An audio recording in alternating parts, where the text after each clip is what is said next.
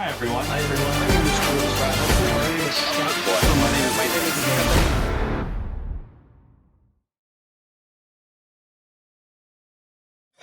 Hi, my name is Scott Hicks. I'm the VP Corporate Development of Lumina Gold. Currently, we have the largest primary gold deposit in Ecuador.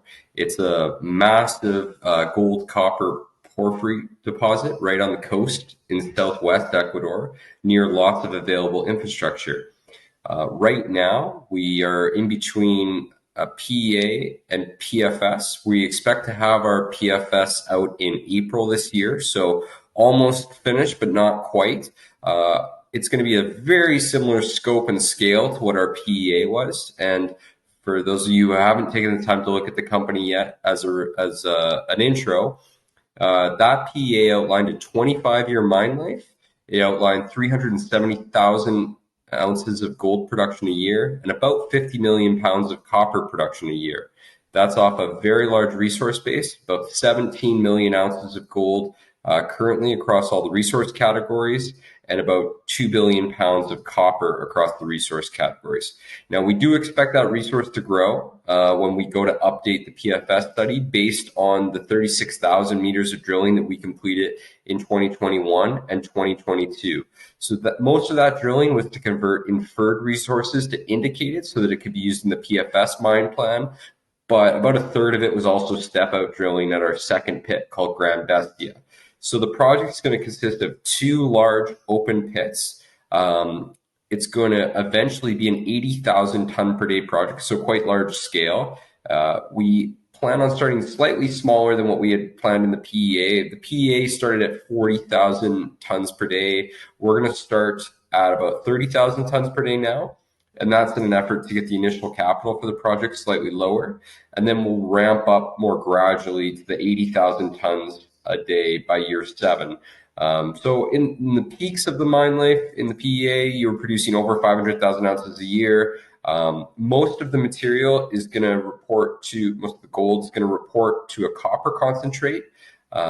The project itself is right next to Puerto Bolivar, and that's a deep sea port in southwest Ecuador. It's where the Mirador mine is currently shipping their copper and gold concentrate out of right now. So the port is already set up to handle concentrate material, and it's a huge advantage. So the Mirador mine and say the Solaris project that some of you might be familiar with, they have to truck their concentrate approximately 300 to 400 kilometers across the country to get to the same port that we're right next to, basically. So we're 40 kilometers from that port.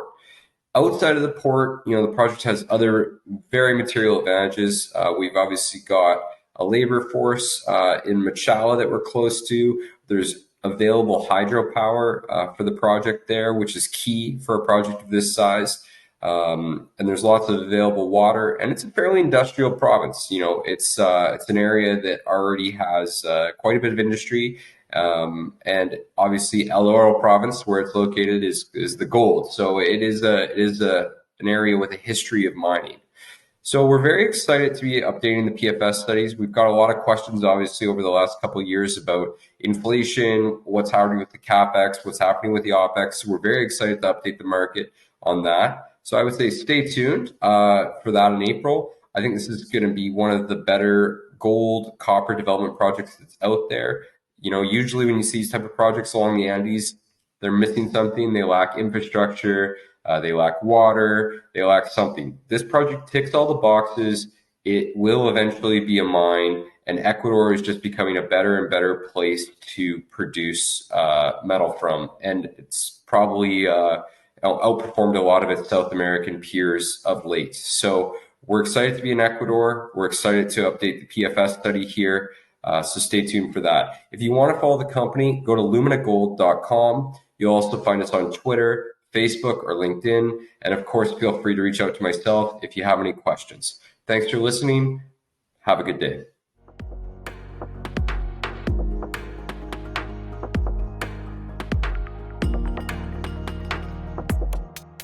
Hi, my name is Zane Callion, CEO and Director of Infinity Stone Ventures. What we've built with Infinity Stone is a true battery metals project generator. We have a number of projects primarily focused on lithium and graphite in Quebec and Ontario, with our flagship project located adjacent to Patriot Battery Metals' Corvette discovery in James Bay, Quebec. The 3 claim blocks that we have adjacent to Patriot are a big focus for the company, primarily due to the success that Patriot's seen with the Corvette lithium trend. Unfortunately, we've been unable to do considerable exploration on these projects, but with the summer exploration season quickly approaching, we're very excited to get back on the claims and be able to derive value for shareholders through an expanded exploration program, including ground truthing, short hole drilling, trenching, sampling, and ultimately ahead of a more in-depth drill program later in the summer. We will also be flying geophysics over the project in the immediate future.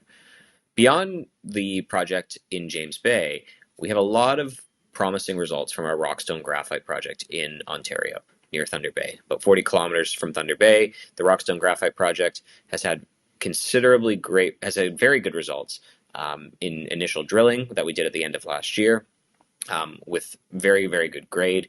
Beyond that, we've had very good results from our metallurgical program with SGS Labs. The SGS program has been able to refine Rockstone graphite samples to 99.7+%, and we're very excited to continue to develop the project with an expanded drill program in the immediate future. With Infinity Stone, we have a number of other projects with another lithium project in Quebec, another lithium project in Ontario, very close to the Rockstone graphite, very close to infrastructure as well. And what we've really built is a platform for the growth and investment in battery metals in 2 of the hottest districts in the world for battery metals development. With the advent and the recent investment from a number of private companies as well as governments in the development of a battery metal supply chain on the eastern coast of North America, we're very, very focused and excited to be able to develop these projects in one of the hottest sectors in mineral exploration currently. We're always open to provide more information to our shareholders. We're very active in exploration across the portfolio, and we're always happy to discuss our other projects and provide the context as to the activities on our existing portfolio.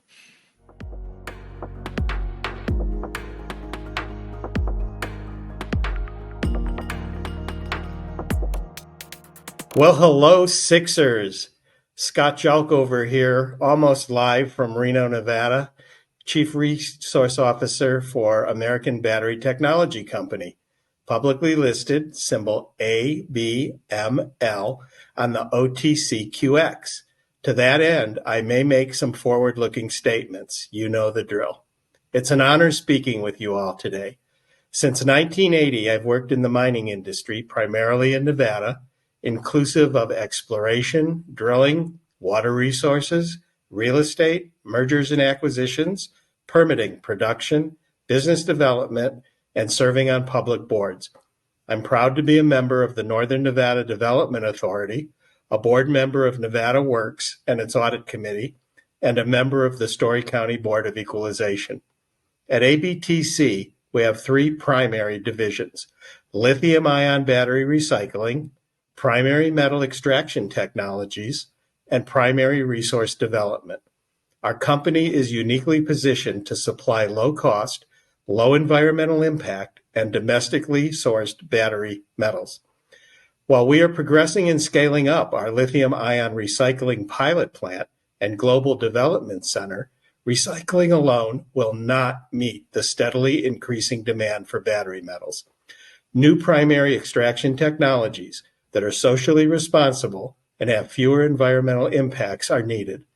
Recycling facilities must be supplemented by domestic, low-cost, and low environmental impact primary battery metal manufacturing facilities in order to establish a truly secure, closed-loop, circular battery metal supply chain and decreasing U.S. dependence on foreign imports. Today, I'm speaking primarily about ABTC's Tonopah Flats lithium project, which encompasses one of the largest known inferred lithium claystone resource deposits just recently announced in the United States. The project is primarily in Esmeralda County, approximately 5 miles west of the town of Tonopah, Nevada, in the Big Smoky Valley. Midway between Las Vegas and Reno, Tonopah is a historic mining town. and provides access to infrastructure, including electricity, water, and skilled labor. The surrounding infrastructure and local government is supportive of new mining projects and to the success of scaling new mining. The project includes 517 unpatented lode mining claims covering approximately 10,681 acres of land administered by the Bureau of Land Management. We began exploratory drill programs on the claims in December of 2021, just west of Tonopah, to couple a potential U.S.-located lithium-bearing deposit with our innovative selective leaching process for lithium hydroxide. Our exploratory drill programs have resulted in positive lithium-bearing results and have sustained continued development of this resource, now referred to as our Tonopah Flats Lithium Project. In late 2022, we engaged Respect, a global engineering company, to act as a qualified person to perform an independent analysis of these results and issue a SK 1300 compliant inferred resource report. This independent maiden resource report will quantify the magnitude of lithium-bearing resource and contain specific recommendations on further progressing this resource forward to an indicated and measured status as defined by the United States Geological Service. This inferred resource report is a key step in developing Tonopah Flats from a resource to a potentially viable commercial reserve. Just recently, in February, we were thrilled to announce the results of our inferred resource report that detailed the analysis of our lithium deposit. Our Tonopah Flats project has been identified as one of the largest known lithium claystone deposits in the United States, with 15.8 million tons inferred of lithium carbonate equivalent. One unique advantage of the Tonopah Flats Lithium Exploration Project is the area where it is located. Known for its unique lithium-rich sedimentary claystone resource in the Siebert Formation, which is demonstrated to be amenable to a selective leaching process, it enables economically viable lithium recovery. Our in-house developed extraction and purification technologies are uniquely suited to extract and purify battery metals, including lithium, from these sedimentary claystone deposits. Leaching trials were carried out in-house at our lab on the University of Nevada, Reno campus using statistically representative homogenized bulk samples, and these trials demonstrated that a high percentage of lithium can be leached from the claystone within a few hours. We are extremely pleased with the results of our resource report for our Tonopah Flats Lithium Project. Our team mobilized quickly to accomplish several initial key steps to mature this resource, including initial meetings with the Bureau of Land Management and engagement of third-party contractors, already commencing our Raptor survey for the impacted area. There are several steps remaining to pursue as we progress the project, and we are moving forward with recommended next steps in advance the project through the feasibility stage.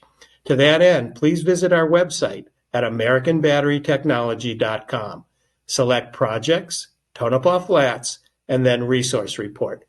We hope you'll follow us on our path.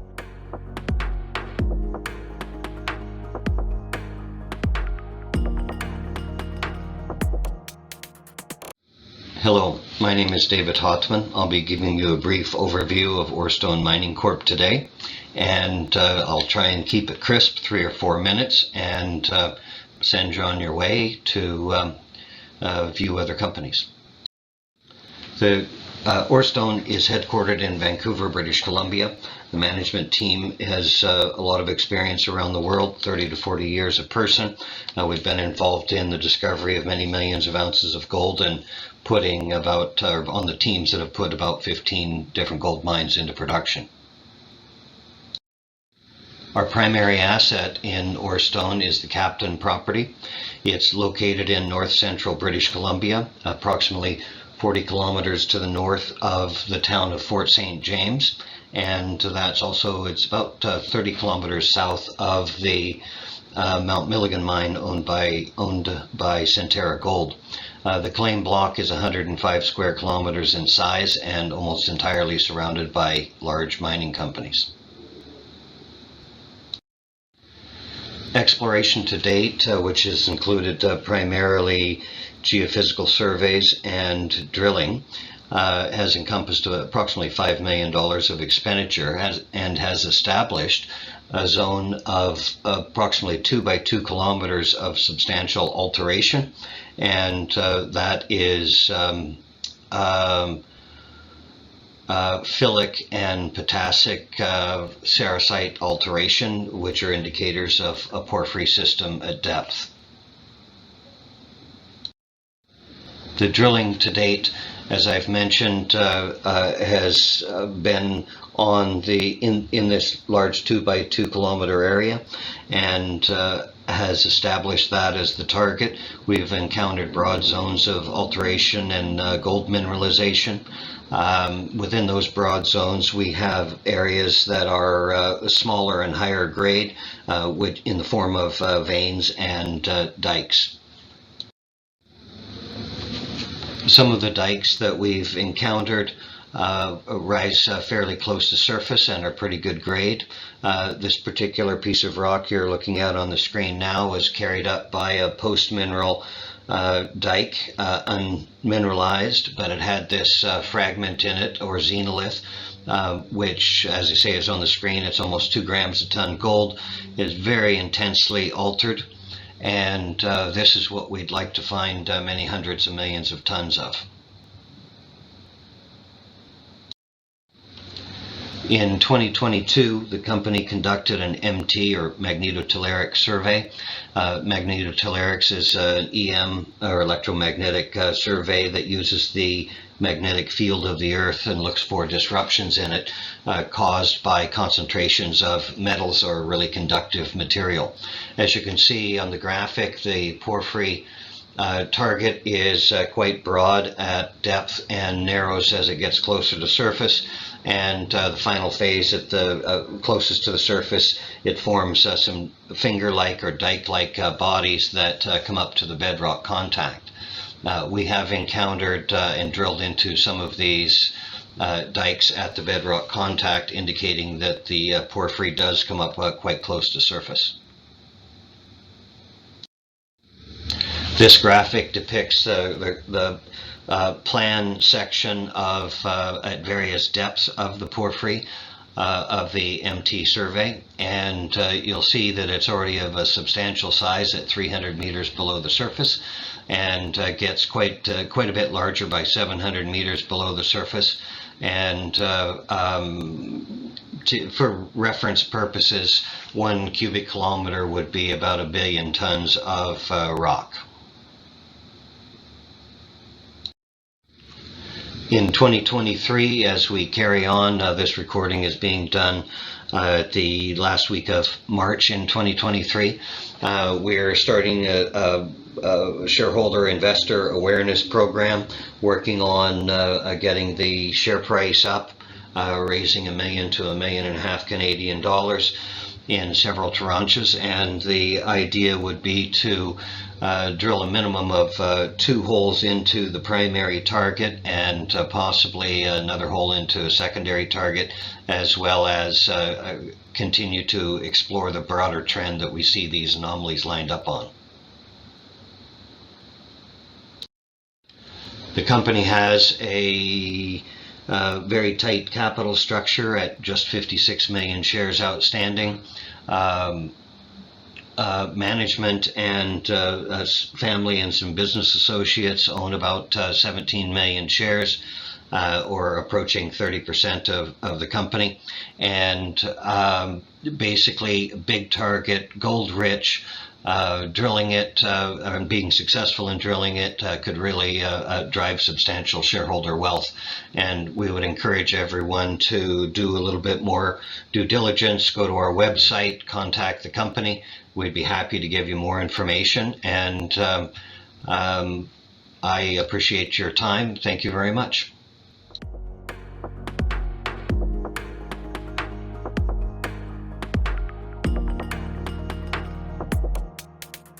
Good morning and welcome to the update on TSX listed company focused on developing major gold deposits in the Ontario region of Canada. The Tower Gold project, our flagship project, consists of 12.8 million ounces occurs adjacent to a road in an area with great infrastructure, great location, and a safe jurisdiction. We have been updating the resources on the project. We've now advanced it through PEA. Our combined 4.5 million ounces indicated, 8.3 inferred, consisting of both high-grade underground and large-scale open-pit resources, has now been subjected to a preliminary economic assessment. The economics look great. The project is robust. The study itself showed production to 261,000 ounces a year over a 24-year mine life at a cash cost of $811 an ounce and $1,004 all-in sustaining cost. The project showed an NPV after tax using $1,600 gold price of just under 1.1 billion Canadian, 32% IRR and a 2.6-year payback, cash flowing 1.9 billion, life of mine. This is a great project, very robust, good jurisdiction, and we're now advancing it through pre-feasibility studies. We completed nearly 80,000 meters infill last year. We've been given a good flow of drill results, confirming extensions, infilling the resource, as well as adding additional intercepts and unsampled core. So this is going to add to our overall gold resource, and we're looking to reduce our strip ratio accordingly. The economics look good. We've got a lot of optimization to do. We're working on that now, including metallurgical test work, process flow sheet, geotechnical work, and hydrology and hydrogeology work. We're well advanced with our community consultation and engagement. We have exploration agreements in place with the major First Nations, Abitibi and Assiniboine. We're moving ahead on other aspects of the project, including the EIA, which is well advanced with over 3 years baseline study in the core areas. There's been no red flags raised, so we're looking to move this forward, submit our initial project description later this year, complete the PFS midway through next year upon completion of the drilling, and continue to de-risk and move the project forward. We've got a highly motivated team, extensive amount of experience, both in developing, operating, and building mines. So we're all very motivated to move the project forward and to de-risk the project through the pre-FS phase, moving into feasibility later next year, moving ahead with the permitting, and continuing to de-risk and add value to our shareholders. We want to thank all the stakeholders, our host communities, and we look forward to another exciting, busy year. Thank you.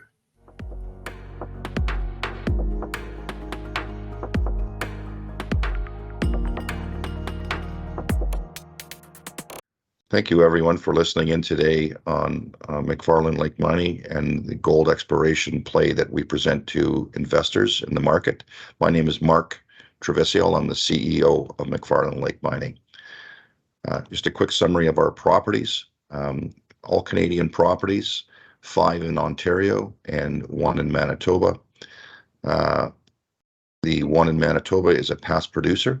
It actually has a historical resource of about 14 grams of gold, about 200,000 ounces.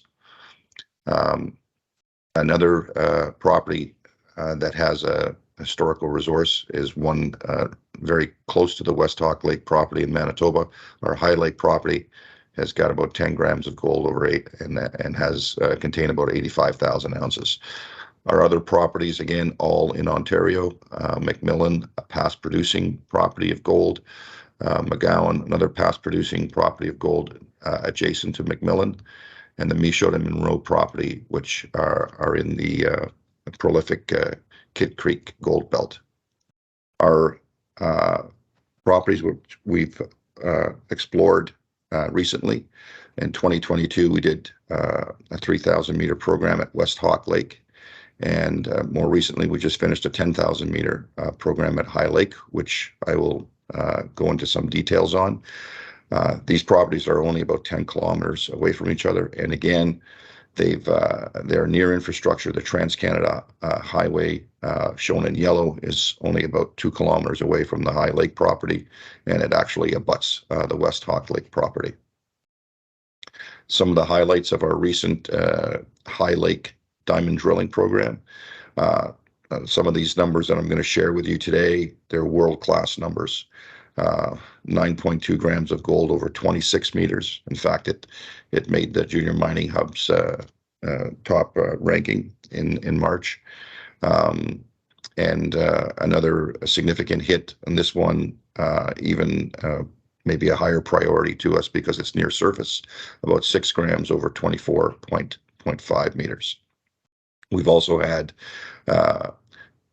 another Junior Mining Hub top 3 weekly intercepts in January, where we hit almost 25 grams per ton of gold over 15 meters. And again, in early December, we had another significant hit near surface, about 10 grams of gold over about 10 meters. On our High Lake property, there's 4 main zones that have been identified historically. The Purdex, the R zone, the D zone, and then the combination W and P zone, which we believe are linked. The Purdex zone is the zone that we concentrate most of the drilling on in the last 3 months. These are where we had those significant intercepts. And what we've noticed further is not only is the gold mineralization open at depth, but specifically on the Purdex zone, it's open to the east. And we've seen that on the geophysics surveys that we've recently completed. So there's significant opportunity for us to expand there. Historically, this slide shows, where the drilling has occurred in each of these zones.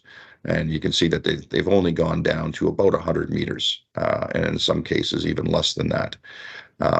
We believe that continuity is there from a geological point of view to extend these resources, and we've proved it in our recent drilling, where we've got our significant intersections of gold between 250 and 350 meters from surface. This next slide shows the intersections that we've received on the Purdex zone. You can see the nice little pod up on surface that is being developed. That's primed for a small open pit operation to generate some early cash. And then the significant intercepts down below the 200-meter point to about 350 meters. And we really haven't gone much below that. So we believe there's even opportunity to expand the resource below that. Our capital structure, we have about 122 million shares on a fully diluted basis. And that gives us a market cap at around today's prices at around 10 million. So our path forward for the development of the property, we like to issue an updated 43-101 report. We're targeting about 150,000 ounces to 250,000 ounces of gold with this past drilling, which is a really good turnover of gold ounces for only about 10,000 meters drilled. And this is just in the High Lake property development. And then we'd like to do another 10,000 meter drilling program. As I mentioned, the drilling indicates that the gold mineralization is open to the east of the Purdex zone, as well as at depth. And there's also some interesting geophysical signatures that are between the R zone and the Purdex zone that we also like to explore. That's our main thrust, is to add value to shareholders by developing the resource, adding gold ounces, and expanding the resource base of both High Lake and West Hawk Lake in the near term. Thank you.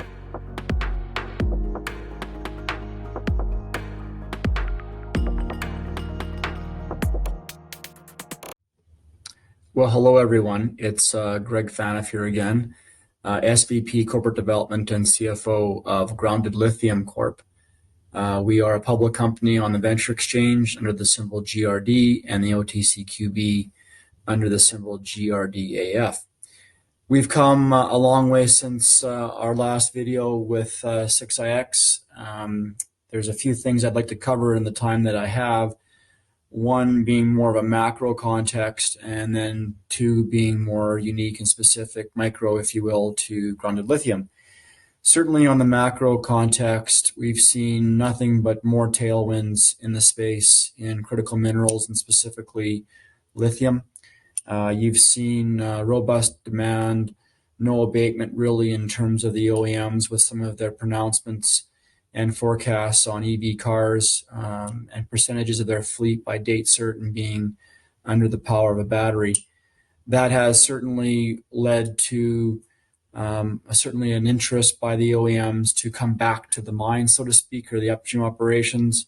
Most notably, last month, a large transaction announced by GM into Lithium Americas for $650 million. I think that's just a sign of more things to come, of companies who are in the upstream side of the lithium battery production. Certainly also sustainability is key. I think that's another macro theme here at play, and certainly from a lithium from brine company like ourselves, that plays nicely into our investment thesis.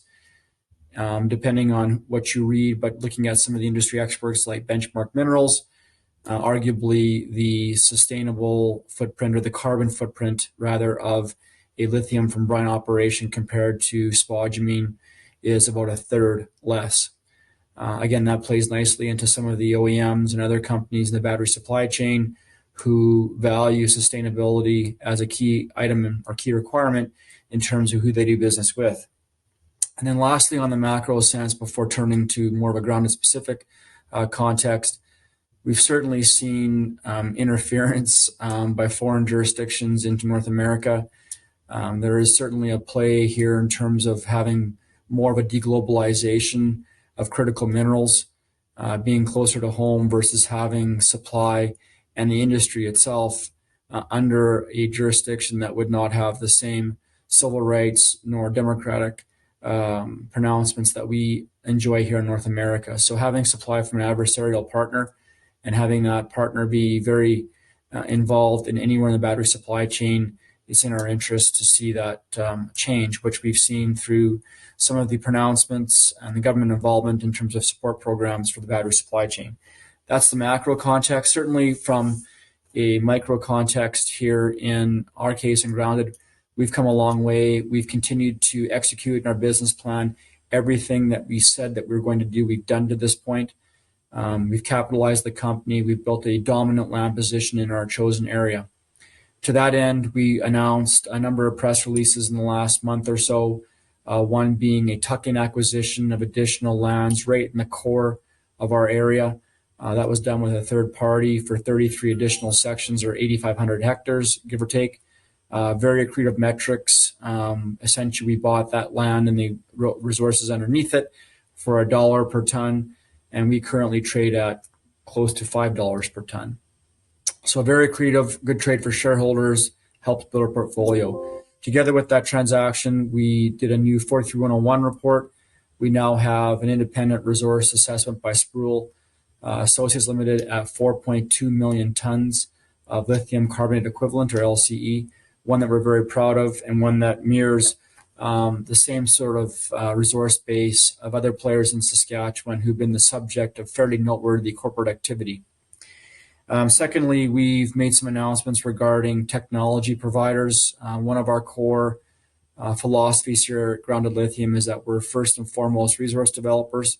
We know what we're good at. We don't want to get into the technology aspect. So we've announced two press releases, one testing our brine with Coke Technology Solutions, world-renowned global company. And the other one we just press released here earlier in the week.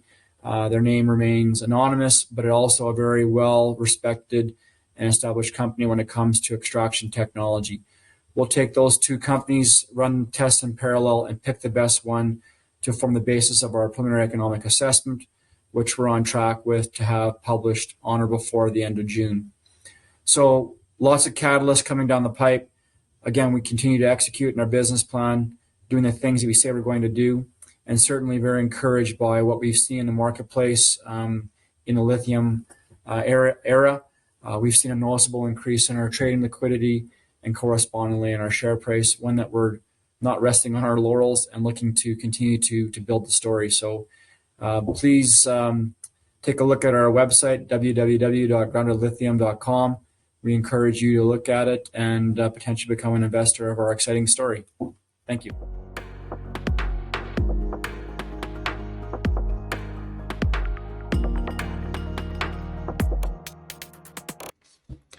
Hi, I'm Mario Stefano, the CEO of Galantas Gold. We're traded on the TSX, the AIM, as well as the OTCQX. What's quite interesting about Galantas Gold is really the potential of a major gold discovery in this part of the world. We're located in Northern Ireland.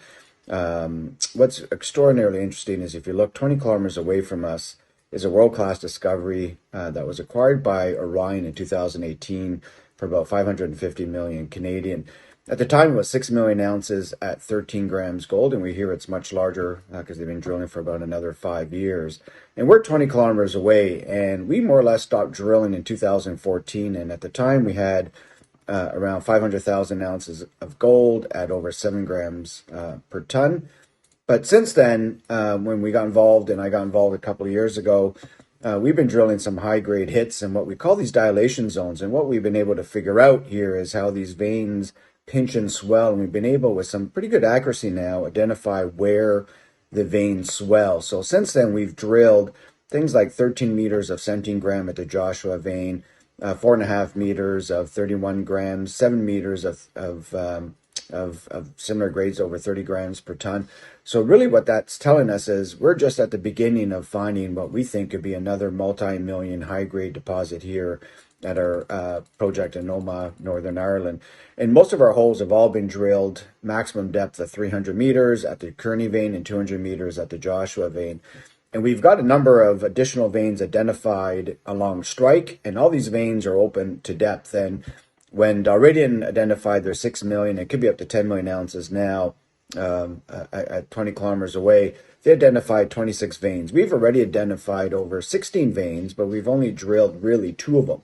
So that's really giving you a good idea of what the potential is here. And the reason why I think we have one of the best shareholder bases, bar none, on the junior space, we've got Eric Sprott, which owns almost 15% of the company. We have Mike Gentile, that owns just under 10% of the company. Ross Beatty, who owns around 5% of the company. We've got a tier 1 shareholder base because of everyone who's come into this feels that we may have another Dalradian on our hands. And, you know, the drill bit is going to continue to show that. And our plans now are to drill from underground the Joshua vein as well as the Kerr vein, which may be another vein discovery that sit between our 2 high-grade veins that we've recently identified. What else makes us unique, I think, relative to the others, junior spaces, we own a significant district play here. This is not ourselves competing with 30 other juniors on what we think could be a prolific high-grade gold trend. It's just us and Dalradian, which is now Orion. And we've heard that Dalradian at some point in Orion will be sold. And, you know, I'm pretty confident from what we're hearing that it's going to be, you know, north of 1.2 to 1.5 billion US. Remember, they picked this up in 2018 at, you know, $1,200 gold at 550 million Canadian, and they've expanded resources. And in addition to that, the gold price is significantly higher. What else is unique about us? We really like high-grade district plays, and we also recently picked up what we think is another major trend now in Scotland. You know, this part of the world is really underexplored relative to what you're seeing in Canada, the US, Australia. And, you know, when you can find some of these high-grade deposits that haven't really been explored aggressively as they should be, if these were in Canada, they would be aggressively explored. So in Northern Ireland, we picked up the Gairloch project, and this was drilled in the late 70s and very early 80s by Consolidated Goldfields, which is now Goldfields in South Africa. And they drilled some great holes near surface at what they call the Kerry Road deposit. What's interesting about it, it's a gold, copper rich VMS, and there's just not a lot of gold rich VMS systems out there. And again, some very, very shallow drilling. They hit some great grades of, you know, 16 meters, 11 grams gold, and around 0.5% copper. They also hit, you know, one of their deepest holes, which is about 160 meters, 6 meters of almost 6% copper, 1.5 grams gold. So it's telling you this is a pretty rich system with a lot of targets. So, Galantas, for those investors looking to invest in junior space that have near-term production, which we do have at Galantas, as well as high-grade gold, as well as copper. This is a unique story because we are well-funded. We're well-supported by our major shareholders. As I mentioned, Ross Beatty, Eric Sprott, Mike Gentile. Plus, we have a UK investor in Melcourt and also a Canadian investor in Ocean Partners. So we are extraordinarily well-funded and well-supported. And really, we're all around trying to prove that Galantas has potential for additional world-class discoveries, and it shouldn't surprise anyone because Dalradian is just down the road from us. So for those of you looking for something that has great potential, and I still think it's grossly undervalued relative to where a lot of the other projects are in Newfoundland, even though we're on the exact same structure. As we continue to drill here, you need to pay attention to Galantas because we think we have tremendous potential.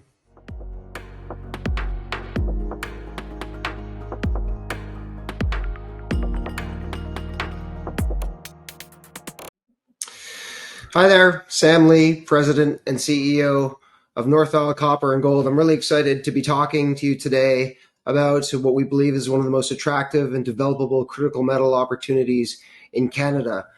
North Isle is underpinned by a very large copper and gold porphyry system that's defined by a robust PEA of approximately $1 billion, NPV after tax 8%, approximately 20% IRR, 22 years life of mine, 100 million pounds of copper and 100,000 ounces of recoverable gold during those 22 years, which represents approximately 60% copper, 30% gold by revenue, and moly and rhenium as byproducts.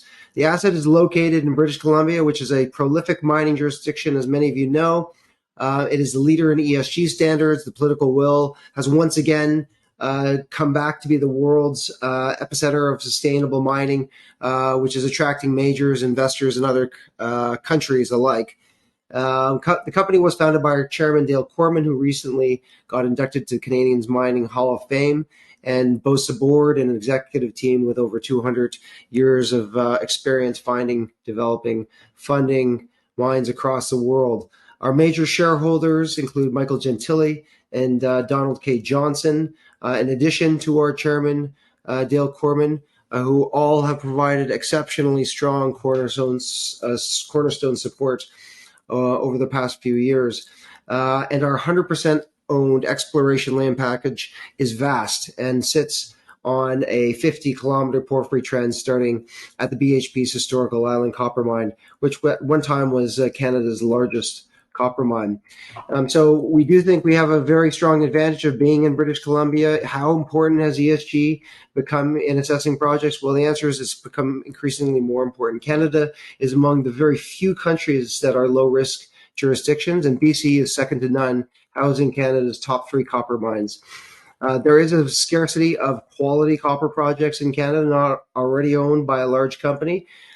Just to put things in perspective, North Isle would produce approximately 156 million pounds of copper equivalent over 22 years, according to our PEA. So that, again, is a quite significant copper project with a massive gold credit. We do have access to an abundance of water, renewable energy, roads, and ports. These are all incredibly important as we contemplate developing the project on an expedited basis. And we're currently trading at a very, very, very attractive 4% of our net asset value. We are very close to Port Hardy. It's only about a 30-minute drive along a paved road into our projects. We do have 2 substations nearby, the one of BC's largest wind farm, paved roads, access to hydroelectric power, as I mentioned before, and very importantly, a deep-sea water port located just 25 kilometers away. Our strong cornerstone investors, Michael Gentile, Don Johnson, and Dale Corman, have just been exceptionally supportive over the past few years, which, as everyone knows, is required when we face volatile markets that we're in today. People are looking for influencers. People are looking for people that have made a lot of money for themselves and other shareholders. That's exactly what's happen with these three gentlemen. So we're very lucky to have them. Collectively, they own approximately 30% of the company. The board, insiders, and managements rather own approximately 18% of the company. We do continue to build our institutional ownership, now sitting at approximately 15%.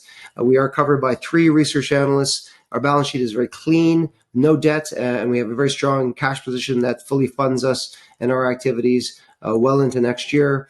We have, this is, as I mentioned, a very good entry point, currently trading at the deep discount relative to our peers. And there's an incredible upside to our vast exploration portfolio that spans 50 kilometers. And as I said, we are fully financed for our exploration activities in 2023. So all in all, this is a very exciting time for North Isle Copper and Gold. I really hope that you join me and the rest of our shareholders for what we think is going to be a fantastic time in the future for critical metals. Thank you.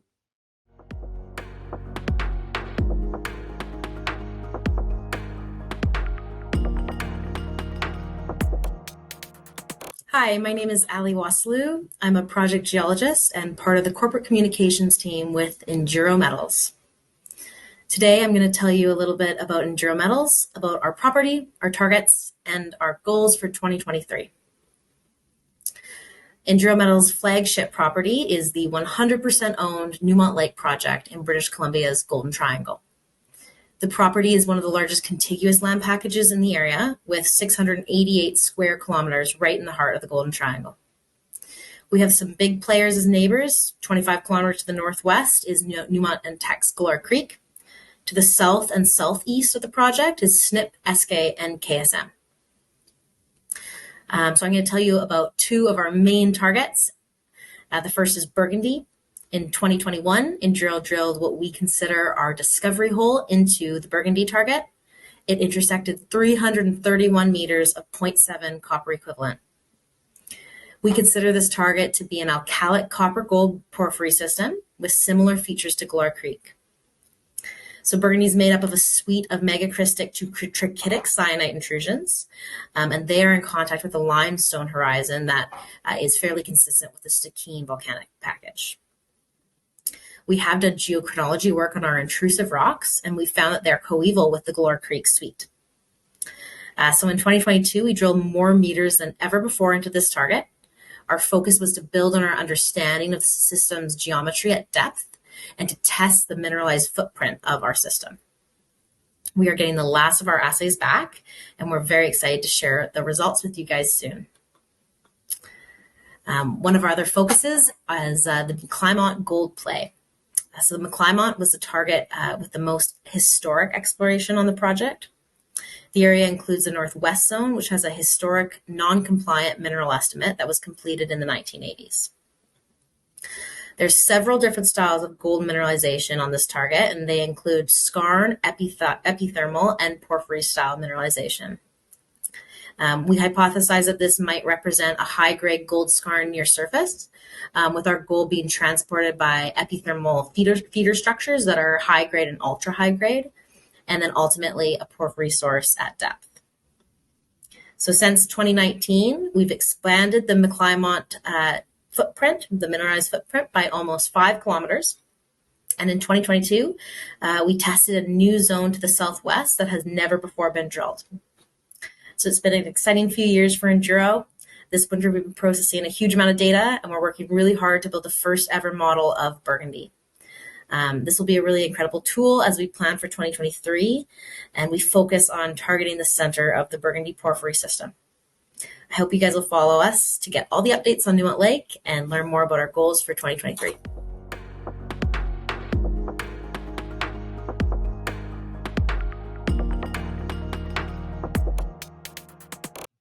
Hi, my name is Chris Miracle, and I'm the President and CEO of Real Silver. I want to thank you for taking the time today as we dive into Real Silver and explore the many reasons why you might consider it for a position in your portfolio.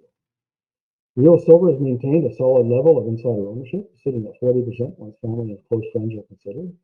The small group has continued to support and promote the strong potential that we believe will soon be delivered once we execute our plan.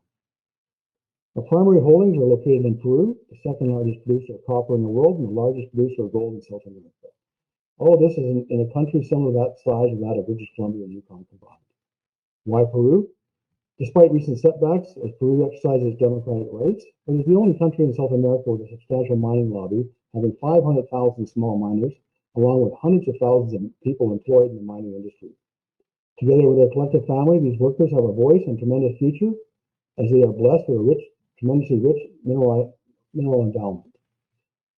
Peru also enjoys one of the best managed mineral tenure systems in the world, having had help initiating this modern system from British Columbia some 30 years ago. It also enjoys representation from almost every major mining company in the Western world, something that can't be said for any other country in the Americas. Why Rio Silver? Rio Silver has several world-class holdings, primarily in south-central Peru, where a prolific belt of large, long-life, low-cost precious metals producers exist. At our 100% owned Nina Bamba project, Anglo Gold, being on a worldwide race, chasing the last of the low-hanging fruit, then quickly optioned the project to Bear Creek, who were also building out 2 mines at the same time.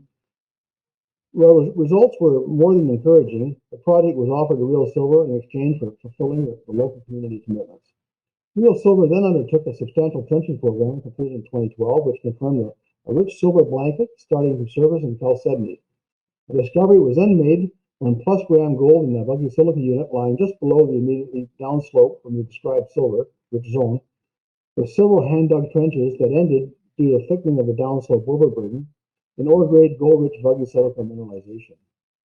With a 200 million ounce silver target for Nina Bamba, the company then engaged Darush Geological from Edmonton, who undertook compiling a 3D leapfrog model of all the known data to date.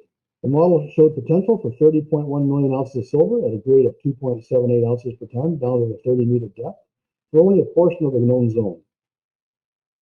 This modeled silver potential lies immediately above the newly discovered gold zone, where there's potential for a robust, lowest-cost gold production and potentially a fast-track small mining permit, allowing quick access to cash flow, along with real potential for something much larger at depth. Immediately to the west and adjoining Nina Bamba is the Joramina zone. At Joramina, and prior to 2012, Newmont had spent $7 million initially surface sampling and then drilling a widely spaced fence of holes across the project, discovering the main economic mine-scale disseminated gold and silver halo, along with a high-grade gold hit of 1.5 ounces per ton over 9.95 meters and only 70 meters from surface. While Newmont also had a partner at the time, they had to demonstrate to Southern Peru Copper that Joramina was not a base metals mine, but it was in fact a precious metals project, as it earned in its interest in. Newmont then completed a suite of initial geophysical surveys, followed by detailed metallurgical review, and with extensive desktop studies looking for fatal flaws. Together with surface geochemical results, Newmont also constructed an internal 3D model identifying potential for an economic 1 million ounces of gold and silver equivalent in gold and silver mineralization. Together with the internal cost studies and an internal 2012 recommendation was made to proceed with drilling. After spending $7 million, they had discovered potential for a robust mid-sized mining operation with significant potential for discovering of something much larger at depth.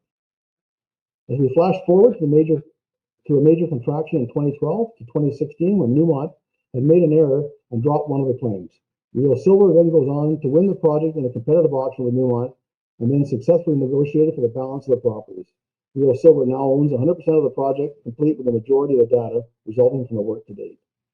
That brings us forward to now, having maintained the property and very near to having completed an agreement with the local community, allowing us to pick up the ball when Newmont had left off and drill out this already discovered, then subsequently modeled, gold-rich precious metals deposit. We also have a joint ownership of the Peltigrada Gold and Silver Copper Project in northern Peru. With a 50% ownership with Peruvian Metals, whom owns a custom toll milling facility, just $18 a ton ride from Peltigrada, where we are currently stockpiling mineralized from bulk sampling activities as we open up the project with plans for it to provide a steady cash flow in the coming months. Recent news releases with assays from Peltigrada show decent mine widths and high-grade gold and silver, making it an exciting development to hopefully underwrite our efforts at Joramina and further on Nina Bamba. Nina Bamba lies next to our Joramina, but is associated with a different community. Future plans have us continuing with our community relations work in the area, advancing a subsequent agreement that will allow us to start drilling at Nina Bamba as well in the near future. And to further underpin Rio Silver, it has held a project in Northern Ontario for 17 years, and until up to now with a local interest with communication with local interest was not possible. Recently, we just had a break here and we opened up the lines of communication, which could see geo crews dispatched to the area this summer, where INCO had made an airborne geophysical discovery, having had one of the largest geophysical returns specialist Fugro had ever encountered, and possibly a major VMS discovery full of critical metals. So stand by for that one. In closing, Real Silver, RYO, might make a difference, but only if it's in your portfolio. At a sub $3 million market cap, it becomes a very compelling addition for those willing to make an educated hedge. With junior markets ready to take a run, we are super excited for where this little company is headed. Thank you for hearing me out, and best of luck to all.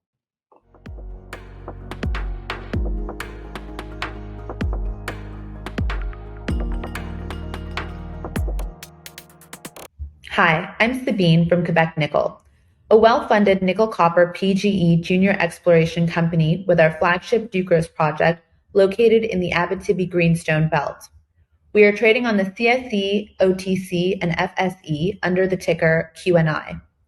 The Abitibi is mostly known for copper, zinc, and gold deposits, which is why the project was overlooked for so many years. There was one historical drill hole completed in 2008 at the Fortin Sills showing before we took the property in 2020. We have several high-grade drill intersections that include a suite of critical metals, and we own 100% of the Ducros project, which is over 15,000 hectares with 282 claims. During last year's inaugural drill program, we drilled approximately 21,000 meters, with some holes returning high grades, including over 2% nickel, almost 3% copper, and almost 6 grams per ton platinum, palladium, and gold. Based on last year's exceptional results, we were able to end the year with a financing for over $8.6 million. We are well into our 2023 drill program and intend to complete another 20,000 meters as we continue to explore and evaluate the Fortin Sills zone, as well as the west side of the property where we have ultramafic and mafic rocks. Later this year, we will go back to the Fortin Sills zone where we found our high grade for follow-up exploration, expansion, and definition drilling. We are very lucky to have a strong team experienced in nickel coming from major players in the industry behind us. Our CEO, David Patterson, has almost 40 years experience in mining and capital markets. He's been on many teams which have brought projects from exploration to production. Our VPX, Gary DeShooter, has worked with some of the big players in this space like Falconbridge, Anglo American, and more recently, the Lac des Îles mine north of Thunder Bay, Ontario. On our board, we have Richard Dupren, who's managed one of the largest exploration companies in northern Quebec and was also part of Anglo's Eastern Canada Nickel Project. We also have Christine Petch on our board, who's an expert nickel geologist and has held senior roles at several global mining and exploration companies. She's credited with a discovery at the Raglan mine in northern Quebec and is also ex-Falconbridge and Glencore. On our advisory board, we also have Glenn Mullins, CEO of Golden Valley Mines and former chair and CEO of PDAC. Why look at Quebec Nickel now? It's a great time for critical metals. We have a suite of 5 at grades unheard of for the region. Critical metals are key resources needed to produce technologies such as EV batteries. As Canada pivots toward a net zero future, they have introduced a critical metal strategy that allocates $3.8 billion of the federal budget to mining exploration. We have high grade of 2% nickel, almost 3% copper, and almost 6 grams per ton PGE and gold, intersected in recent drilling at Fortin Sills zone. And I challenge you to find another recent exploration project with greater than 4% combined nickel and copper over significant drill intervals elsewhere in the Abitibi. We are all set up in the mining-friendly region of Quebec with great access, allowing us to minimize exploration costs. The Ducros property is located right between 2 towns, near an airport, a railway, and we've got a highway running straight through the property. QNI prioritizes community engagement, and we have a great relationship with the town of Lebel-sur-Quévillon, closest to our project. Finally, you can't build a project like this without a strong team behind you, and I think our team's experience speaks for itself. We've got a strong project, great potential, and it's the right time to be able to take this to the finish line.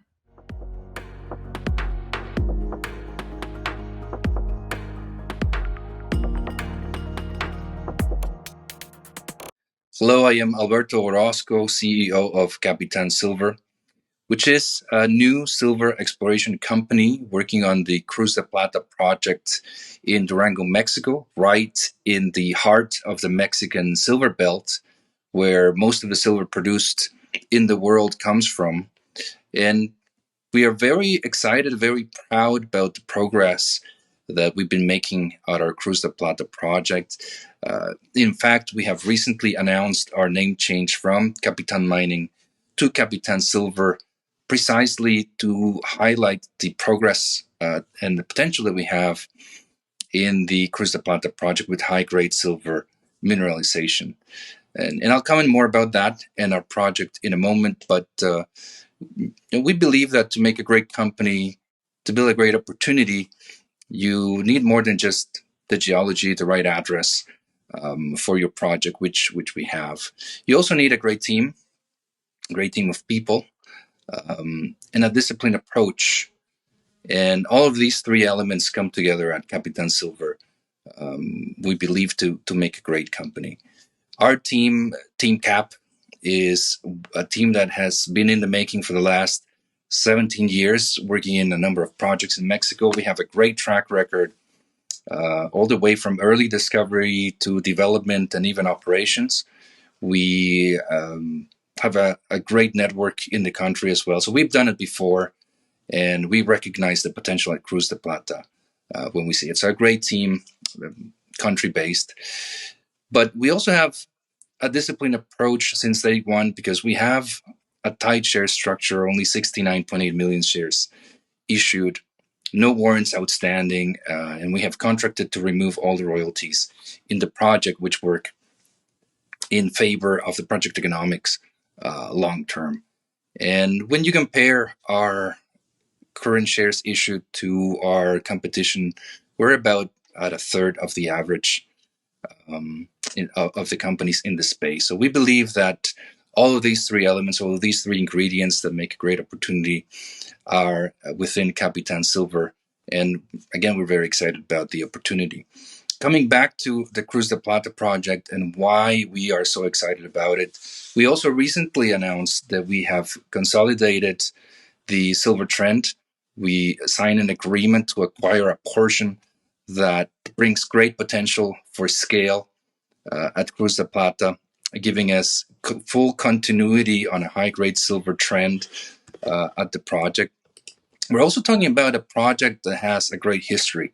This is where one of the greater companies in Mexico, the Peñoles Mining Company, was born in the late 1800s.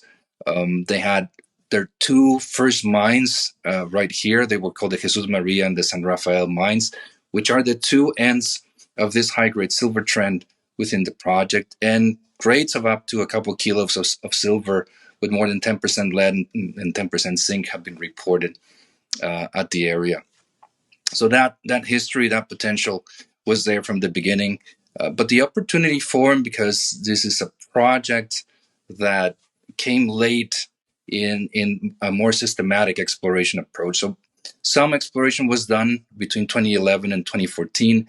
Some really exciting high grades were found, but the project had not been consolidated at that point. So, nobody was really paying attention in those years either. So it's one project that became an opportunity later. We obviously love the potential that we see. With our drilling, we have also been hitting on some very, very nice high grades in the area. Not only that, but we have seen that the veins in the system are very consistent in their width. So we're talking about veins that are probably going to average around 10 meters in width, which is fantastic. Over this 2.5 to 3 kilometer trend with multiple targets, and a number of them have not yet been drill tested. And the more work we do, we've been identifying more targets. In our drilling, we have come across high-grade intercepts that go as high as 9.1 meters of half a kilo silver, including 1.5 meters of 2.4 kilo silver equivalent per ton, within broader intercepts of 16.8 of 332. And there's even more and more of that. You can see more of that in our website and our corporate presentation, where you can see all of the different intercepts that we have had with the drilling. But the main point of the story here is that while this is an advanced exploration story, it's still at an early stage in the discovery process. We have multiple targets that we have not yet drill tested, and we obviously want to do it. And when we compare Cruz de Plata to other opportunities out there that have been successful, we believe that it compares very, very favorably.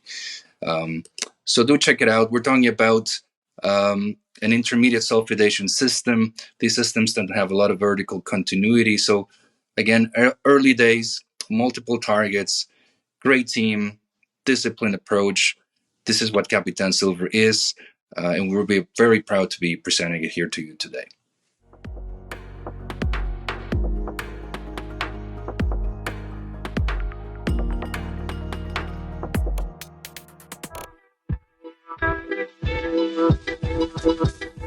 So Western Exploration is a Nevada-focused precious metals exploration company.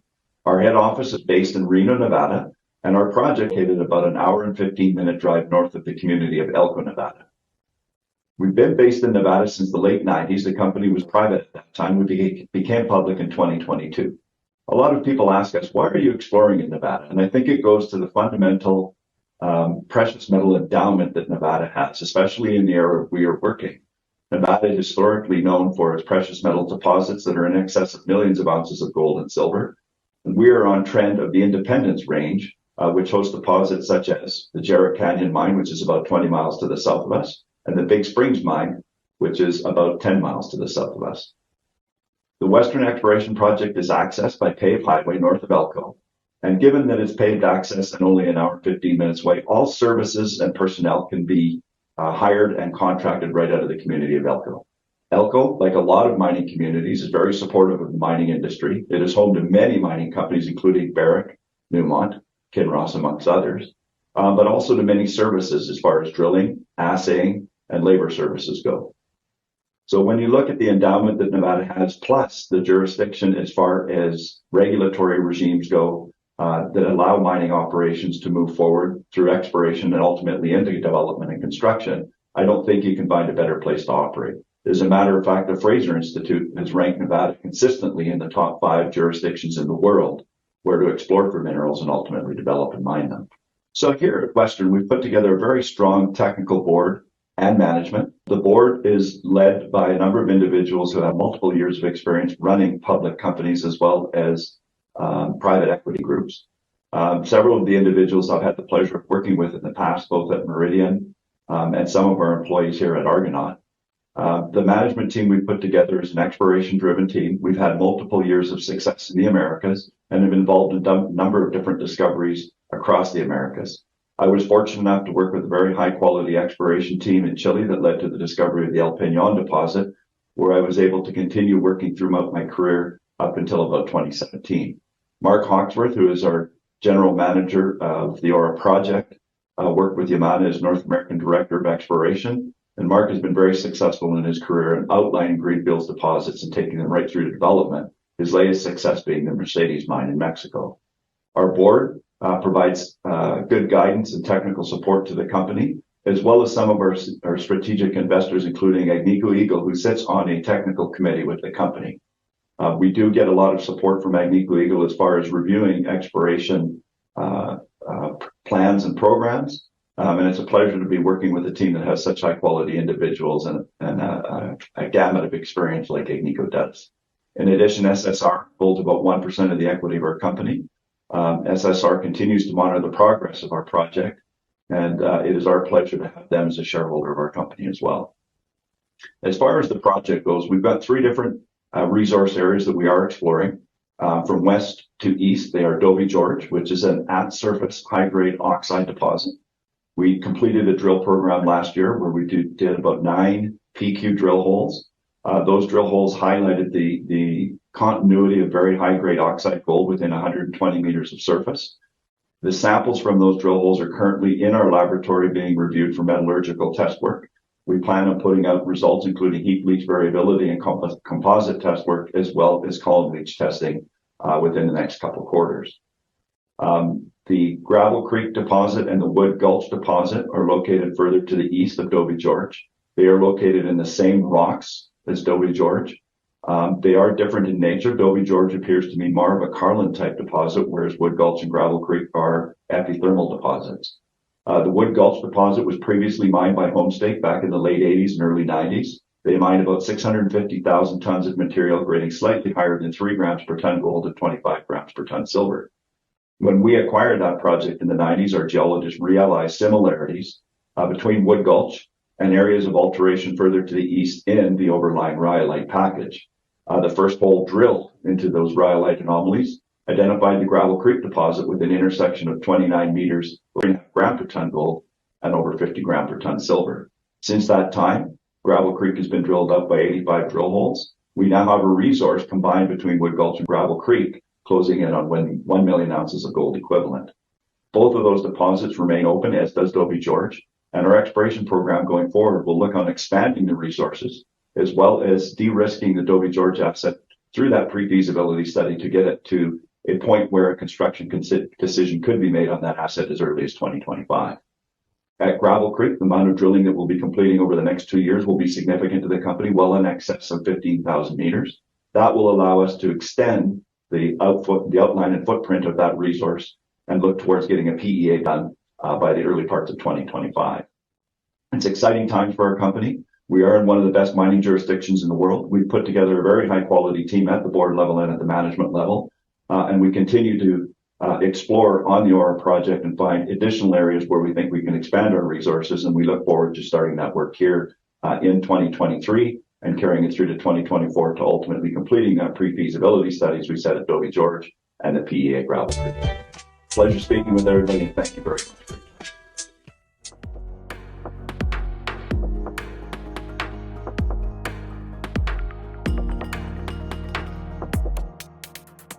Hello, good morning. I'm Peter Bell. I'm President and CEO of Northwest Copper. We're a new company, relatively new, formed in 2021, focused on copper exploration and development and growth in British Columbia. We have 3 main projects. Our core project is our Quebec Stardust project. It's a higher grade project located right near Mount Milligan in north central BC. Features moderate capital, pretty material copper production. I refer to our PEA that was released in early 2023, but we're in line with lots of British Columbia copper gold producers. The project has a small footprint and is near a bunch of existing infrastructure. Our focus in 2023 is to take what we've done at Quebec and Stardust and try and grow it. And the growth will come from our nearby Lorraine project, which is our second project in the group.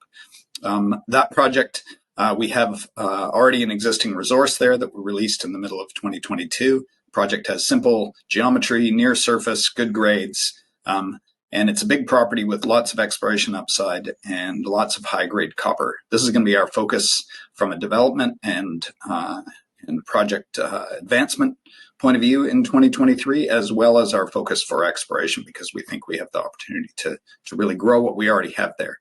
And then the third project in our pipeline is our East Niv project. East Niv is pretty unique. It was a brand new discovery made from grassroots in 2021. When we drilled the first holes into it. We've expanded the footprint of known mineralization in 2022 with the drilling we did there. And we've also discovered a brand new, very large, near surface, high grade copper zone that doesn't have any drilling into it.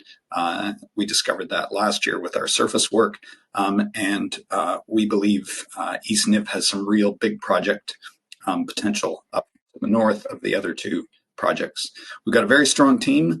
We've got the esteemed Dr. Jim Lang, who's our chief geoscientist, Tyler Caswell, our VP exploration, Lauren McDougall, our CFO, and Vesta Philipchuk, who leads our sustainability work, in particular relations with First Nations, and Peter Lekich, who runs our investor relations group. So we're working to supply copper to the world when it's needed. Through a project that has moderate footprint, hydropower. It's got limited new infrastructure that's required. We build only a tiny amount of new road into the project, and there's power nearby, as I mentioned.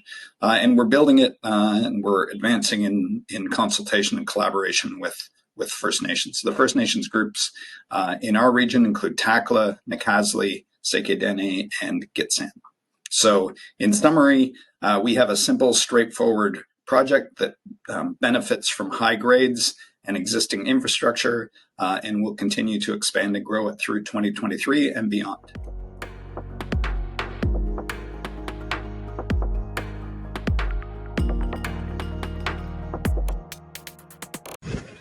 Hello, this is Tim Marsh, President and CEO of Bell Copper Corporation.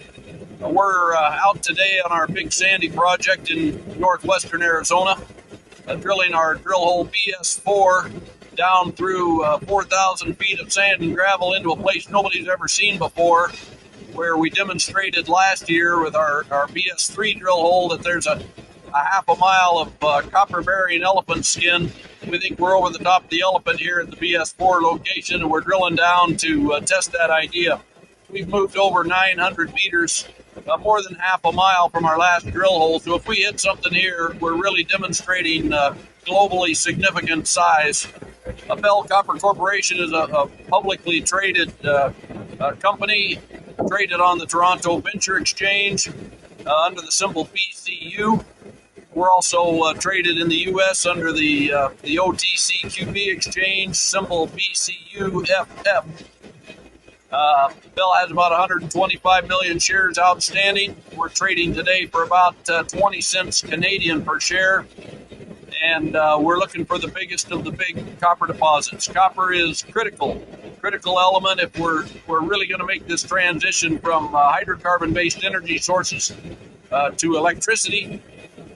Copper is the backbone that's going to move the electrons from here to there, from solar panels to your electric car into the batteries, or from the wind farms or the nuclear power plants, or however the heck we're going to make the electricity. It's going to be copper one way or another. It's going to be copper that moves the electrons. So Bell is doing what's necessary to find the new copper to make that transition happen.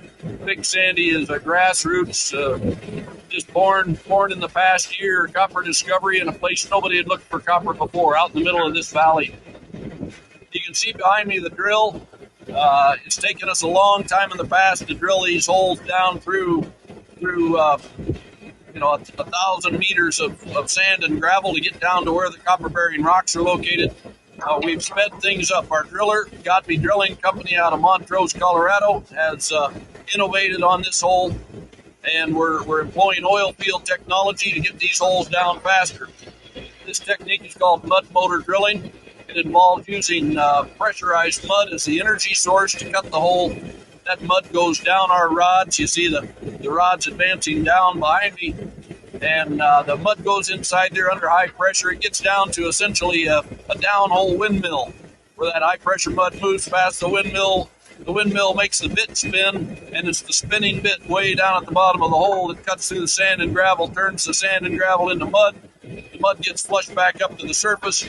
Then we've got oil field screening equipment. There's a gray and orange piece of equipment behind me that gets the sand and gravel out of the mud, and when we send it back down the hole again to make another pass. That speeds things up tremendously. I'll show you what we got down at the bottom of the hole. A bit like this.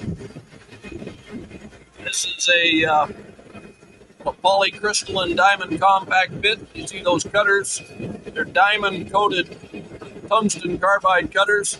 Spin around, scrape on the bottom of the hole. Mud comes squirting out those holes in the bottom of the bit, keeping the cutters cool and removing the cuttings, bringing them up to the surface where we screen them out and clean up the mud again.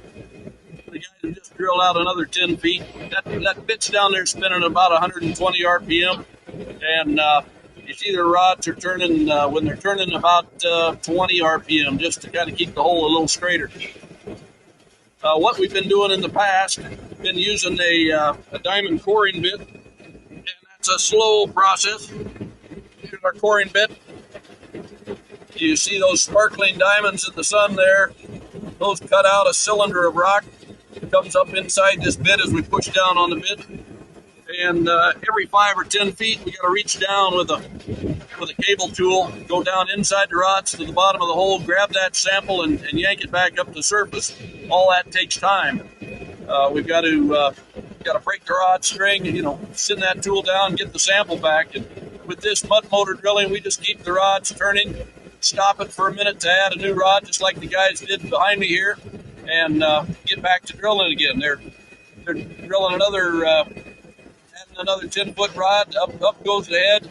The driller steps away, and nobody's sweating or busting their tail trying to knock that core out of the sample tube. So it's a much faster process. We've really accelerated the drilling rate, and we look forward to making a new discovery here in Big Sandy. So stay tuned to Bell Copper. I think we're the best story out there in copper. We're really looking for an elephant, and with a half-a-mile elephant skin in our last hole, it's something to pay attention to. Our last hole, not only did we cut 200 meters of 0.4% copper, 0.42, which is a grade any copper producer in the state of Arizona would love to be dumping into their mill. None of them are. They're all producing grades less than 0.4% copper in the state of Arizona today. We made a concentrate out of our BS3 intersection, ran 25% copper. That concentrate, any copper smelter in the world would be happy to dump 25% concentrate into their smelter to make copper for electrical wires. So we really made something that the world needs. The biggest miners in the world are going to have to look at what Bell has found if they want to stay in the mining business themselves. Every day they exist, they're mining themselves out of business. They need new discoveries like the one Bell has made here at Big Sandy, and we're going to keep after it. So stay tuned to Bell Copper. We're drilling down on BS4, and you can expect big things out of us.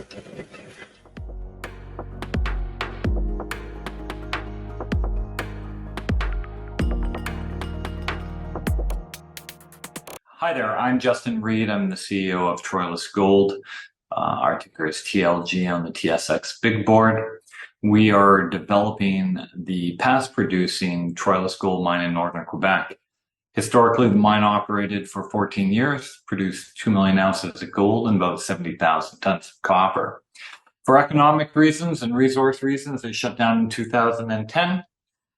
We purchased the reclaiming mine, and over the last 5 years have drilled approximately 300,000 meters, defined a resource of 8.1 million ounces equivalent across all categories, and are actively continuing to drill and de-risk the project. We are about 70% institutionally held, with our largest shareholders being Investissement Quebec, the Caisse, Banque Solitaire de Quebec, and Franklin. Our balance sheet is very strong. We have cash and marketable securities after completing a large deal with Sayona Lithium of approximately $45 million. This provides us with the liquidity to continue as we move towards production decision. Recently, we have discovered what we call the X22 zone, which is a new high-grade zone, which we have expanded well over 1 kilometer from the main asset. Discovery hole being about 48 meters of almost 5 grams from surface. This substantially adds blue sky to a low-grade bulk tonnage deposit. We are actively engineering with a feasibility slated towards the end of the year. We will be targeting a 25-year plus open pit, operating about 35,000 tons a day, producing upwards of 300,000 ounces of gold, 1 million ounces of silver, and between 25 and 30 million pounds of copper a year. It's going to be a sizable, impactful asset, especially within the Canadian precious metal landscape. We are well funded with a great team to push this forward. Multiple drills turning now as we define X22 going into final engineering. Certainly reach out to our team or reach out and find more information on our website. Thanks very much.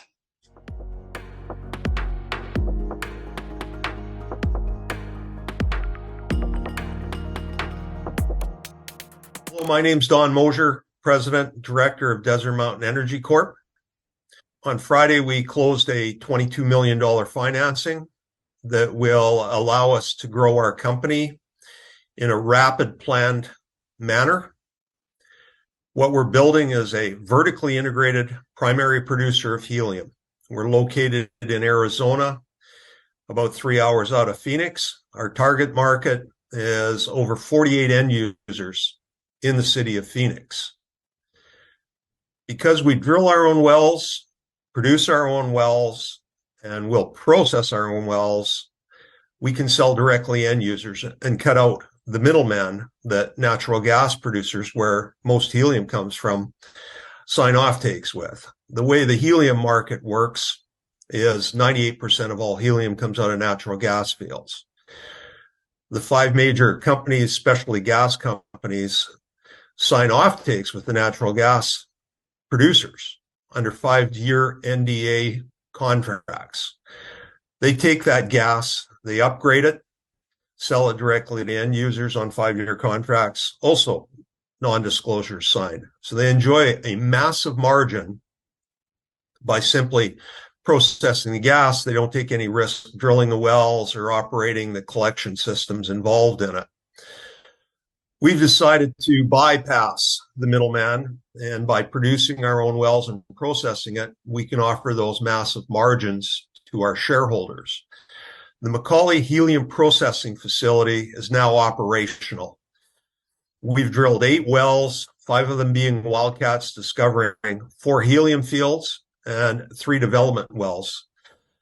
The Macaulay plant will be supplied by 4 wells out of the Macaulay helium field. The wells have had flow lines buried and flowing directly into the processing facility. The other 2 wells in Gunner Dome and the Rolfing field, the raw gas will be trucked up from those wells and commingled with the gas from the Macaulay helium field. Unlike the natural gas fields that supply helium at 0.3 to 0.7%, simply a credit on the natural gas, our environment is nitrogen. Our wells run anywhere up to 96.46% nitrogen. Nitrogen is environmentally benign. 78% of what you're currently breathing is nitrogen. Therefore, we can vent the nitrogen off. The helium on our raw gas is 10 to 20 times higher than what you get out of natural gas. In the Macaulay field, for example, the development wells are 3.511%. It's those high grades and simplicity of the raw gas composition that allow us to become a primary producer. We're not depending on natural gas or anything else in our gas mix, simply the helium. The other big advantage that we have is we're only 3 hours out of Phoenix. Transporting helium is extremely difficult. Helium is the second smallest molecule in the periodic table, and it wants to escape any known containment. So if you're shipping gas a long way on a hot summer day, you can lose 15 to 18% of your gas. The helium prices these days are running for crude helium, which is defined as 90 to 95% pure, $500 per 1,000 cubic feet. In 2021, it was more like $280 to $300. And back in 2018, it was $100. There's been 3 things that have caused this escalation in helium. Number one, the depletion of natural gas fields over the last 20 years in the US. No new development money's gone in because natural gas is worth about $2.10 currently. You need $4 to $5 natural gas to justify development money. The second factor is the federal government in the US auctioned off the federal helium supply. They decided to get out of the business, and last year they exhausted those reserves. The third was Gazprom had built a helium processing facility called the Amir Complex in Russia that was supposed to supply up to 25% of the world's demand for helium. In February of 2022, it caught fire and exploded, and I don't see it coming back online anytime soon. So we're going into production in a market that's experiencing approximately an 18% global deficit. Our margins will be north of 75%. We'll be able to sell all that we can possibly produce into an end user base that's located only 3 hours away. Thank you very much for your time and listening to our story.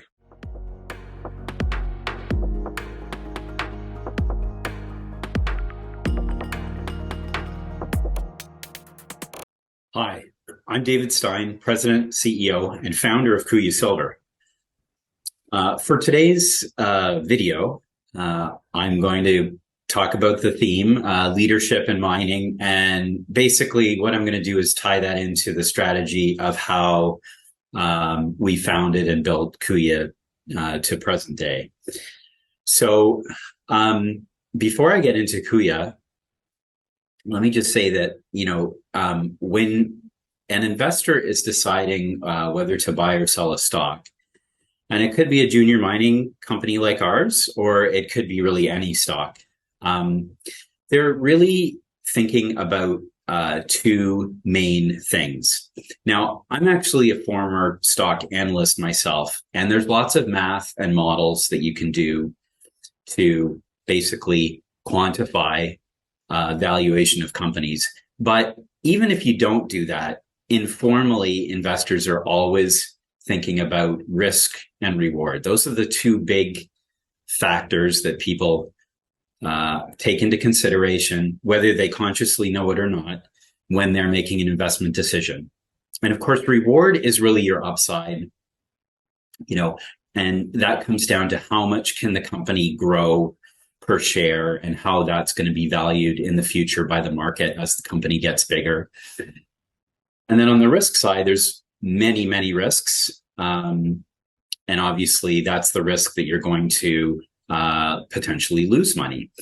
There's many risks that affect companies, and some of them are in the company's control and some of them aren't. And they all go into that, equation in your head when you're thinking about whether a company is worth buying or not. Now, getting back to Kuya, I had this very much in my mind when I started the company almost 6 years ago, about 5.5 years ago. And, we found the Bethania asset in Peru. We, as a private company, started Kuya as a private company and ran it privately for 3 years. And we did a joint venture with the former owners. We were spending money on the project and earning into it. Really, we saw an opportunity to improve the mine and put it back into production. It had been on care and maintenance for a while, for a few years. And but it was a really nice, high-grade producing silver mine up until 2016. And we felt and still feel that it's got great potential, not only to go back into production, sort of in its old state, but actually to grow production and even more importantly, perhaps grow the resource base, because there's really never been any, until we got involved, there was never any true exploration done. And what we've already proven within, a few years is that there's fabulous exploration potential, and we've done a lot to show that. So when we've been, running Kuya since the very beginning, we've taken a number of steps to really methodically de-risk the company and at the same time grow our asset base per share. And so on the de-risking front, first of all, taking the company public was a big de-risking factor for the investors who own the company privately. Obviously, now you have liquidity. We've got better access to capital. We were able to raise enough money at the time to buy out our owners. And of course, joint ventures, although they're very common in the mining industry, it is a risk dealing with another party. So we knocked off a few risks there by going public. And then since we've been public, we've been able to do the first ever resource estimate on the property, which of course quantifies the resource, what we know is there today. And we've done a PEA to demonstrate the economics of the project, putting it back into production, building our own mill. We got a permit to build a mill. That's a huge factor to de-risk. Permits can be very risky. The timing of which, whether you're going to even get them or not. And, Kuya has been able to successfully get permits in Peru, and we got a brand new mill permitted just about a year ago. And so we've really knocked off a whole bunch of risks on the asset, building the asset side. We've been able to acquire a big land package around the mine. When we started, we had a very small property position. We've expanded that greatly by almost 100x, really, when you look at the actual footprint of the mine itself. But that being said, a lot of that is unexplored. We have done some exploration there. That's really important. We've expanded the strike length of known silver vein mineralization by almost 5 times. what we started off with. So we started off with about a 500 meter zone, known mineralization where the mine is located, and we've expanded that to about 2.3 kilometers in 3 different areas. And we've also made acquisitions outside of Bethania, like the Silver Kings project. That's already paying off with some, with a big discovery announced recently. We've got a very, very exciting future. I am a big shareholder of the company, and I am very much looking forward to seeing what we can do with our current asset base, continuing to grow through expanding resources, expanding production, methodical acquisitions when they make sense. We're good at managing the risks, and we'll continue to do so. So that's a winning strategy in my book as a former analyst and as an investor myself.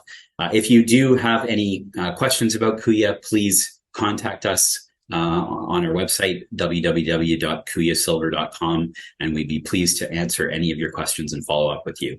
Thanks a lot for watching.